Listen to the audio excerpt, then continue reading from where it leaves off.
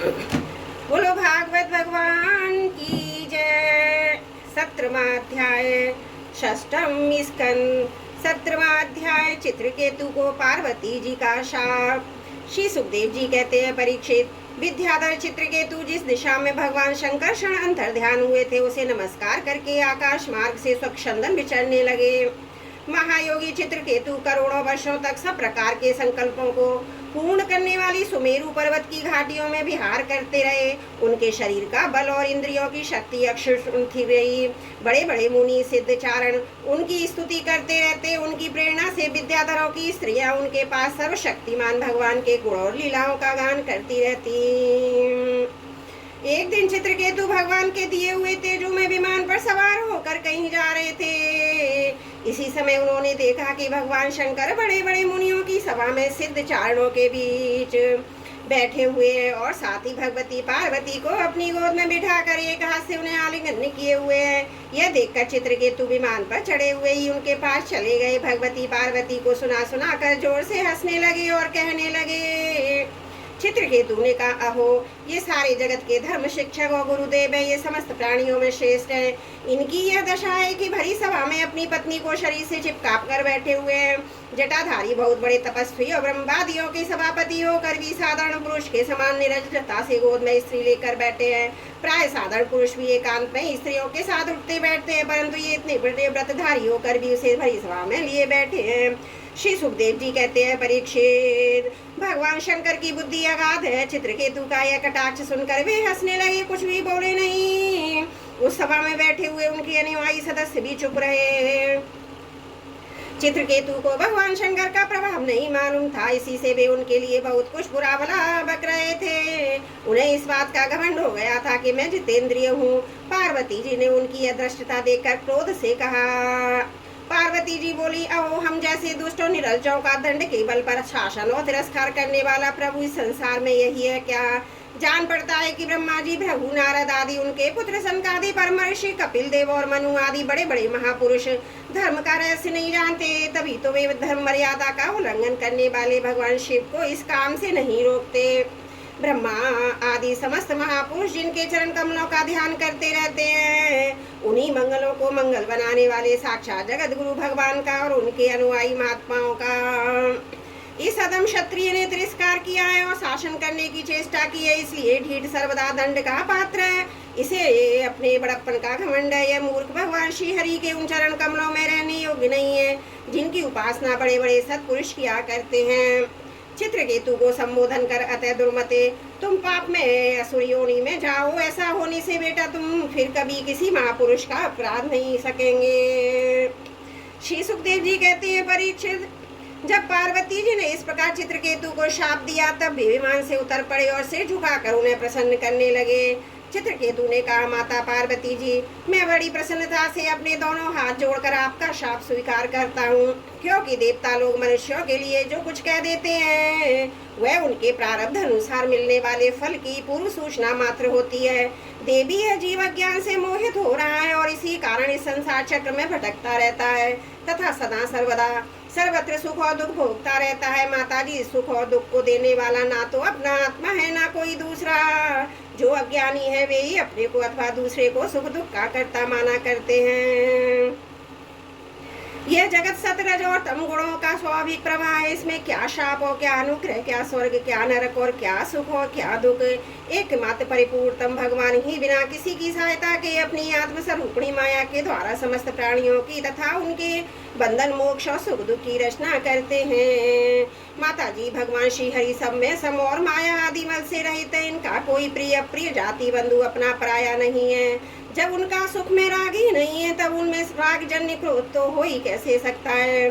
तथापि उनकी माया शक्ति के कार्य पाप और पुण्य ही प्राणियों के सुख दुख, हित अहित, बंध, मोक्ष, मृत्यु, जन्म, आवागमन के कारण बनते हैं। पति प्राणा देवी, मैं शाप से मुक्त होने के लिए आपको प्रसन्न नहीं कर रहा हूँ। मैं तो यह चाहता हूँ कि आपको जो बात अनुचित प्रतीत हुई है उसके लिए क्षमा करें। श्री सुखदेव जी कहते हैं, परीक्षित, विद्याधर चित्रकेतु भगवान शंकर और पार्वती को इस प्रकार प्रसन्न करके उनके सामने ही विमान पर सवार होकर वहां से चलने लगे। इससे उन लोगों को बड़ा विस्मय हुआ। तब भगवान शंकर, देवता, ऋषि, दैत्य, सिद्ध और पार्षदों के सामने ही भगवती पार्वती जी से यह बात कही। भगवान शंकर ने कहा, सुंदरी, दिव्य लीला बिहारी भगवान के निष्प्रय और उदार हृदय दासानुदासों की महिमा तुमने अपनी आंखों देख ली। जो लोग भगवान के शरणागत होते हैं वे किसी से भी नहीं डरते, क्योंकि उन्हें स्वर्ग मोक्ष नरकों में भी एक ही वस्तु के केवल भगवान के ही समान भाव से दर्शन होते हैं। जीवन को भगवान की लीला से ही देह का संयोग होने के कारण सुख दुख, जन्म मरण और शाप, अनुग्रह आदि द्वंद्व प्राप्त होते हैं। जैसे स्वप्न में भेद भ्रम से सुख दुख आदि की प्रतीति होती है, जागृत अवस्था में ब्रह्मवश माला में ही सर्वबुद्धि हो जाती है, वैसे ही मनुष्य ज्ञान वश आत्मा में देवता मनुष्य आदि का भेद तथा गुण दोष आदि की कल्पना कर लेता है। जिनके पास ज्ञान वैराग्य का बल है, जो भगवान वासुदेव के चरणों में भक्ति भाव रखते हैं, उनके लिए इस जगत में ऐसी कोई भी वस्तु नहीं है जिसे वे हे उपादेय समझकर राग उद्देश्य करें। मैं ब्रह्मा जी, सनकादि, नारद, ब्रह्मा जी के पुत्र भृगु आदि मुनि, बड़े बड़े देवता कोई भी भगवान की लीला का रहस्य नहीं जान पाते। ऐसी अवस्था में जो उनके नन्हे से नन्हे अंश हैं और अपने को उनसे अलग ईश्वर मान बैठे हैं, वे उनके स्वरूप को जान ही कैसे सकते हैं। भगवान को ना कोई प्रिय ना प्रिय, उनका तो अपना है और ना पराया है। वे सभी प्राणियों के आत्मा, इसलिए सभी प्राणियों के प्रियतम हैं। प्रिय ये परम भाग्यवान चित्रकेतु उन्हीं का प्रिय अनुचर, शांत और समदर्शी है, और मैं भी भगवान श्री हरि का ही प्रिय हूँ। इसलिए तुम्हें भगवान के प्यारे भक्त, शांत, समदर्शी महात्मा पुरुषों के संबंध में किसी प्रकार का आश्चर्य नहीं करना चाहिए। श्री सुखदेव जी कहते हैं, परीक्षित, भगवान शंकर का यह भाषण सुन भगवती पार्वती की चित्तवृत्ति शांत हो गई और उनका विस्मय जाता रहा। भगवान के परम प्रेमी भक्त चित्रकेतु भी भगवती पार्वती के बदले में शाप दे सकते थे, परंतु उन्होंने उन्हें शाप न देकर उनका शाप चढ़ा लिया। यही साधु पुरुष का लक्षण है। यही विद्याधर चित्रकेतु दान वयोनि का आश्रय लेकर त्वष्टा के दक्षिणाग्नि से पैदा हुए। वहाँ उनका नाम वृत्तासुर हुआ और वहाँ भी ये भगवान स्वरूप के ज्ञान और भक्ति से परिपूर्ण ही रहे। तुमने मुझसे पूछा था कि वृत्तासुर का दैत्य योनि में जन्म क्यों हुआ और उसे भगवान की ऐसी भक्ति कैसे प्राप्त हुई, उसका पूरा विवरण मैंने तुम्हें सुना दिया। महात्मा चित्रकेतु का यह पवित्र इतिहास केवल उनका ही नहीं, समस्त विष्णु भक्तों का मातम है। इसे जो सुनता है वह समस्त बंधनों से मुक्त हो जाता है। जो पुरुष प्रातः काले उठकर मौन रहकर श्रद्धा के साथ भगवान का स्मरण करते हुए इस इतिहास का पाठ करता है, उसे परम गति की प्राप्ति होती है। बोलो भागवत भगवान की जय। षष्ठम स्कंद 17वां अध्याय समाप्त। त्रुटियों के लिए क्षमा प्रार्थी हूँ।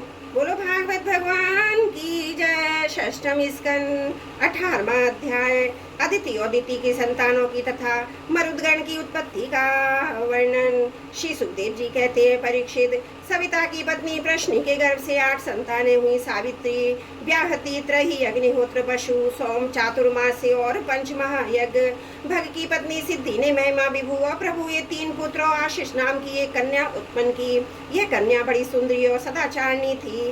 धाता की 4 पत्नियां थी, कुहू, सिनी वाली, राका, अनुमति। उनसे क्रमशः सायं, दर्श, प्रातः, पूर्णमास ये 4 पुत्र हुए। धाता के छोटे भाई का नाम था विधाता। उनकी पत्नी क्रिया थी, उससे पुरुष नाम के 5 अग्नियों की उत्पत्ति हुई। वरुण जी की पत्नी का नाम चर्षणी था, उसने भृगु जी ने पुनः जन्म ग्रहण किया। इसके पहले वे ब्रह्मा जी के पुत्र थे। महायोगी वाल्मीकि जी भी वरुण के पुत्र थे। वाल्मीकि से पैदा होने के कारण ही उनका नाम वाल्मीकि पड़ गया था।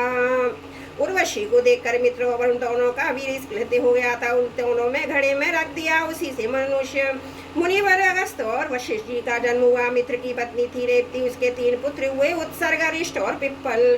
प्रिय परीक्षित, देवराज इंद्र की पत्नी थी विलोमना, नंदिनी, शशि। उनसे हमने सुना है कि उन्होंने 3 पुत्र उत्पन्न किए, जयंत, ऋषभ और मीणवान।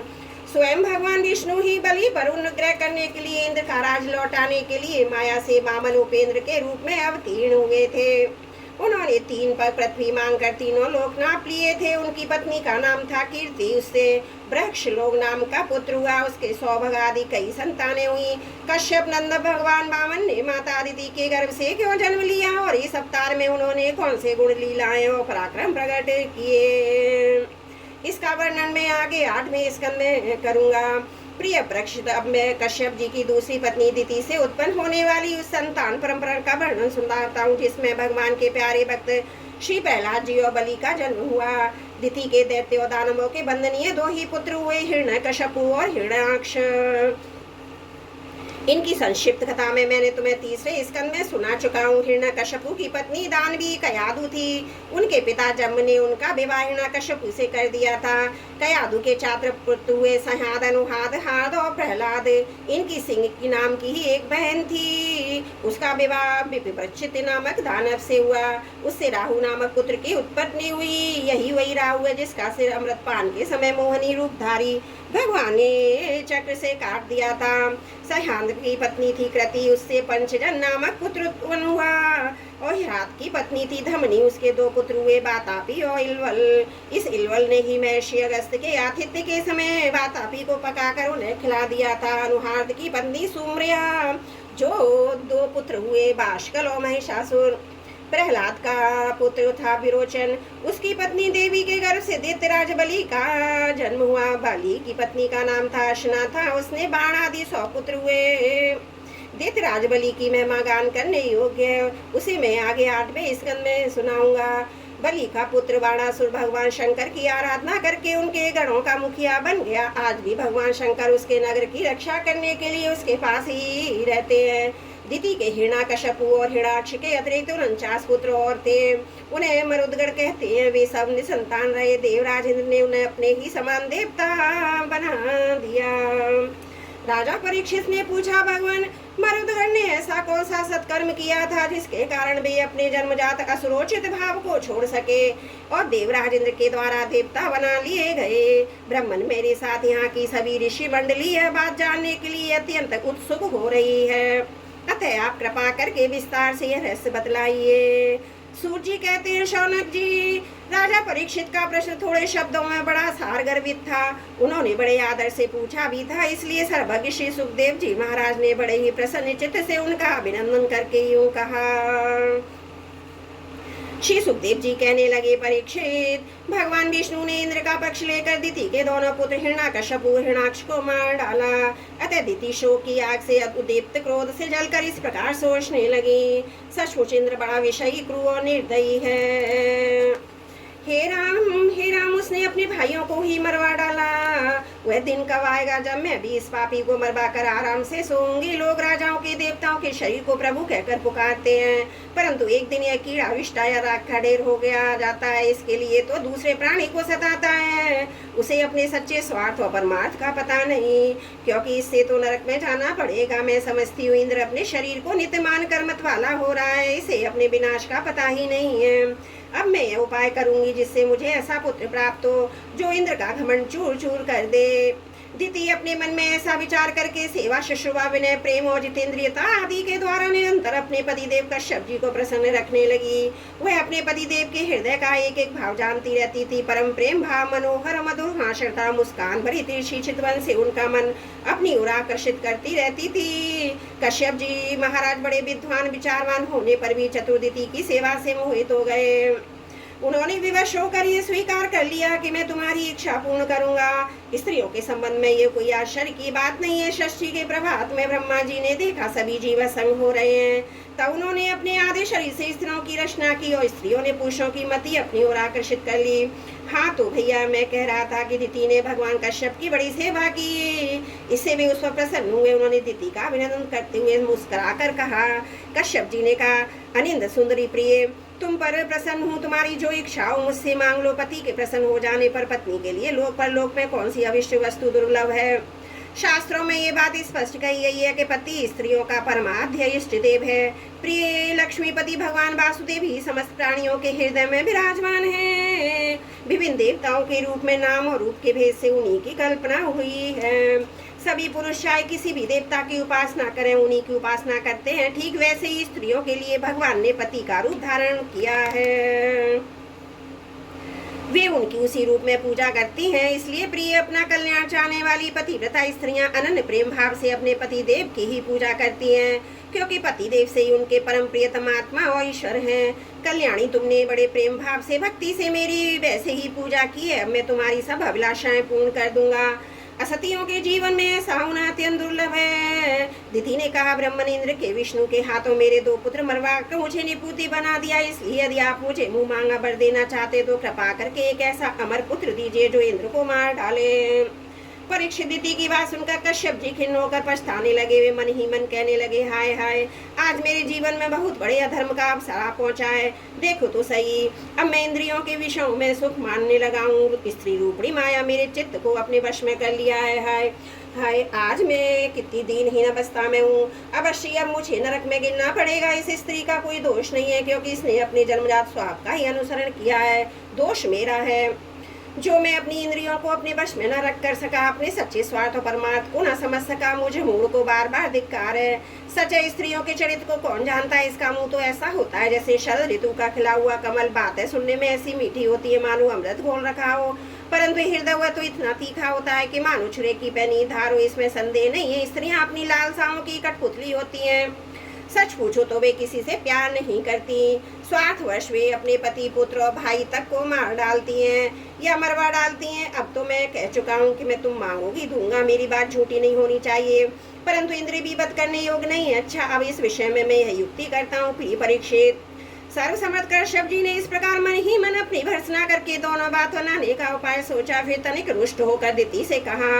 कश्यप जी बोले, कल्याणी, तो यदि तुम मेरे बतलाई हुए व्रत का 1 वर्ष तक विधि पूर्वक पालन करोगी, तुम्हें इंद्र को मारने वाला पुत्र प्राप्त होगा। परंतु यदि किसी प्रकार नियम में त्रुटि हो गई तो देवताओं का मित्र बन जाएगा। दिति ने कहा, ब्राह्मण, मैं इस व्रत का पालन करूंगी। आप बतलाइए मुझे क्या क्या करना चाहिए, कौन कौन से काम छोड़ देने चाहिए और कौन कौन से काम ऐसे हैं जिनसे व्रत भंग नहीं होता।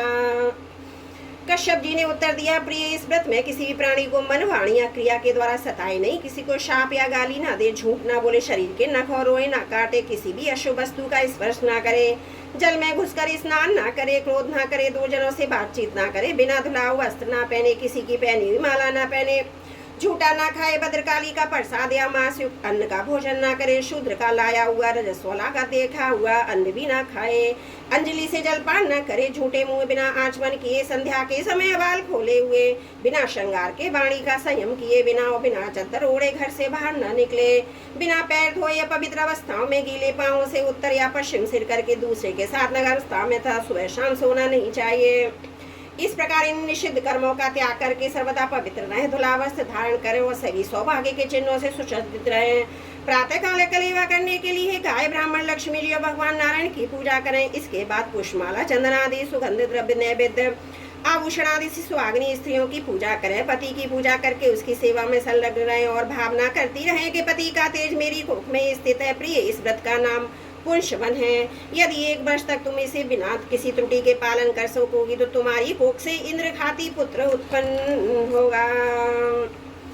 परीक्षित जी, दिति बड़ी मनस्वी और दृढ़ निश्चय वाली थी। उसने बहुत ठीक कहकर उनकी आज्ञा स्वीकार कर ली। अब दिति अपनी कोख में भगवान कश्यप का वीर जीवन में उनका बतला हुआ व्रत धारण करके अनासी नियमों का पालन करने लगी। प्रिय परीक्षित, देवराज इंद्र अपनी मौसी दिति का अभिप्राय जान बड़ी बुद्धिमानी से अपना भेष बदल कर दिति के आश्रम पर आए और उसकी सेवा करने लगे। वे दिति के लिए प्रतिदिन समय समय पर वन से फूल, फल, कंद मूल, सुविधा, कुश, पत्ते, दूब, मिट्टी और जल लाकर उसकी सेवा में समर्पित करते। राजन, जिस प्रकार बहेलिया हिरण को मारने के लिए हिरण सी सूरत बनाकर उसके पास जाता है, वैसे ही देवराज इंद्र भी कपट वेश धारण करके व्रतपरायण दिति के व्रत की पालन की त्रुटि पकड़ने के लिए उसकी सेवा करने लगे। सर्वदा पैनी दृष्टि रखने पर भी उन्हें उसके व्रत में किसी प्रकार की त्रुटि न मिली और वे पूर्वत उसकी सेवा टहल में लगे रहे। अब तो इंद्र को बड़ी चिंता हुई। वे सोचने लगे, मैं ऐसा कौन सा उपाय करूं जिससे मेरा कल्याण हो। दिति व्रत के नियमों का पालन करते करते बहुत दुर्बल हो गई थी। विधाता ने भी उसे मोह में डाल दिया। इसलिए एक दिन संध्या के समय झूठे मुँहे, बिना आचमन किए, बिना पैर धोई वह सो गई। योगेश्वर इंद्र ने देखा कि अच्छा अवसर हाथ लगाए। वे योग बल से झटपट सोई दिति के घर में प्रवेश कर गए। उन्होंने वहां जाकर सोने के समान चमकते हुए गर्भ के बच्चे के साथ टुकड़े कर दिए। अब वह घर रोने लगा। तब उन्होंने मत रो कहकर 7 टुकड़ों में से एक एक के और भी 7 टुकड़े कर दिए। राजन, जब इंद्र इनके टुकड़े टुकड़े करने लगे तब इन सबों ने हाथ जोड़कर इंद्र से कहा, देवराज, तुम हमें क्यों मार रहे हो? हम तो तुम्हारे भाई मरुदगण हैं। तब इंद्र ने अपने भावी अनंत प्रेमी पार्षद मरुदगण से कहा, अच्छी बात है, तुम लोग मेरे भाई हो, अब मत डरो। परीक्षित, जैसे अश्वत्थामा के ब्रह्म अस्त्र से तुम्हारा कुछ भी अनिष्ट नहीं हुआ, वैसे ही भगवान श्री हरि की कृपा से दिति का यह गर्भ वज्र के द्वारा टुकड़े टुकड़े होने पर भी मरा नहीं। इसमें तनिक भी आश्चर्य की बात नहीं है, क्योंकि जो मनुष्य एक बार भी आदि पुरुष भगवान नारायण की आराधना कर लेता है वह उनकी समानता प्राप्त कर लेता है। फिर दिति ने तो कुछ ही दिन कम 1 वर्ष तक भगवान की आराधना की। अब 49 मरुदगण इंद्र के साथ मिलकर 50 हो गए।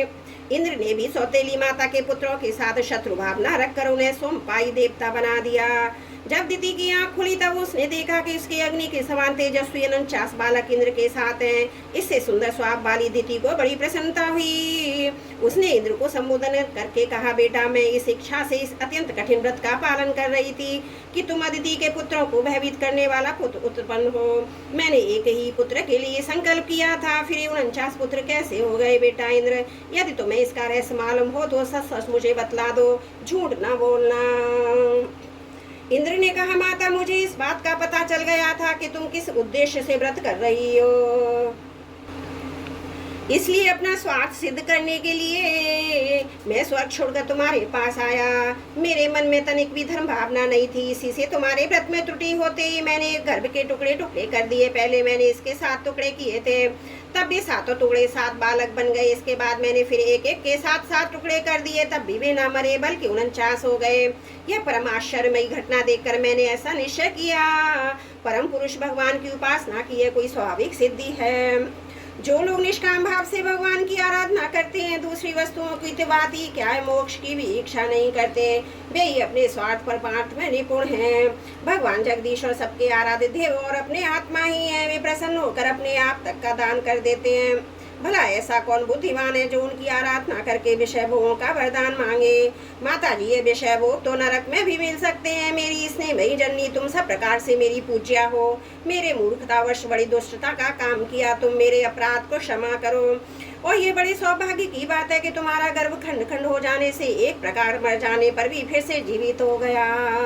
श्री सुखदेव जी कहते हैं, परीक्षित जी, दिति देवराज इंद्र के शुद्ध भाव से संतुष्ट हो गई। उससे आज्ञा लेकर देवराज इंद्र ने मरुदगणों के साथ उसे नमस्कार किया और स्वर्ग में चले गए। राजन, ये मरुदगण का जन्म बड़ा ही मंगलमय है। इसके विषय में तुमने मुझसे जो प्रश्न किया था उसका उत्तर समग्र रूप से मैंने तुम्हें दे दिया। अब तुम और क्या सुनना चाहते हो? बोलो भागवत भगवान की जय। षष्ठम स्कंद 18वां अध्याय समाप्त। त्रुटियों के लिए क्षमा प्रार्थी हूँ। बोलो भागवत भगवान की जय। षष्ठम स्कंद 19वां अध्याय। पुंसवन व्रत की विधि। राजा परीक्षित ने पूछा, भगवान, आपने अभी अभी पुंसवन व्रत का वर्णन किया और कहा कि इससे भगवान विष्णु प्रसन्न हो जाते हैं, सो मैं इसकी विधि जानना चाहता हूँ। श्री सुखदेव जी ने कहा, परीक्षित, पुंसवन व्रत समस्त कामनाओं को पूर्ण करने वाला स्त्री को चाहिए कि अपने पतिदेव की आज्ञा लेकर मार्गशीर्ष शुक्ल प्रतिपदा से इसका आरंभ करे।